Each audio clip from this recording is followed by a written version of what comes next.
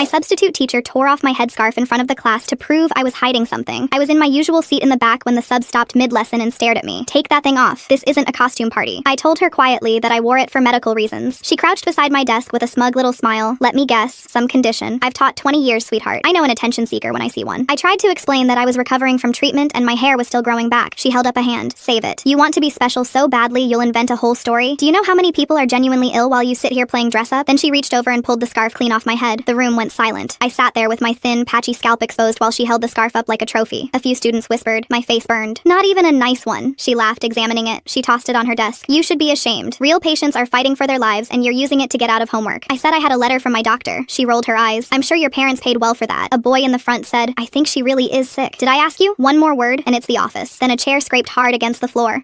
A girl named Rania stood up, fists clenched. I knew Rania. She'd spent months telling everyone I was faking, convinced people to stop signing the get well cards the school sent when I was in hospital.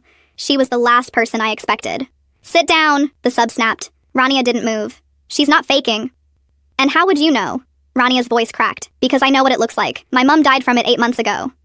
The room went still. I couldn't stand that she survived and my mum didn't, so I told everyone she was lying. I was jealous and broken and I wanted her to hurt like I did. Tears streamed down her face as she walked forward. "But you don't get to touch her. She fought for her life. You don't get to stand there and call her a liar." She picked the scarf up off the desk, came over and placed it gently back on my head, adjusting it with shaking hands. Then she turned to the sub. "You're going to stand in front of this class and say you were wrong. Say it." The sub had gone pale. "I was wrong." "Not enough," Rania said. "Say you accused a recovering patient of lying and pulled the scarf off her head." The sub's voice was barely a whisper. "I accused a recovering patient of lying, and I pulled the scarf off her head." By then, another student had already slipped out to get the head of year. When she arrived and the whole class explained what had happened, 20-some kids all saying the same thing, the sub was walked out and never came back. I heard later the agency dropped her for good. Rania turned to me, her voice small now. "I'm so sorry for all of it. The rumors, the cards, everything." I didn't know what to say. 8 months ago, she'd made my life miserable, but I looked at her face, wrecked and grieving, and I understood something. She hadn't hated me. She'd been drowning, and I was the nearest thing to grab. "You lost your mum," I said. "That's not nothing." She sat down beside me and cried, and after a moment, I put my hand over hers. "We're friends now, real ones." She comes with me to my checkup sometimes, sits in the waiting room and holds my bag and makes fun of the ancient magazines. She says her mum would have liked me. I think her mum would have been proud of who Rania is becoming. The scarf still sits a little crooked most days. I've stopped fixing it. It reminds me that the cruelest person in the room and the kindest can sometimes be the same person, 6 months apart, and that people can surprise you if you give them the room to. My hair's almost back now, but I think I'll keep the scarf anyway.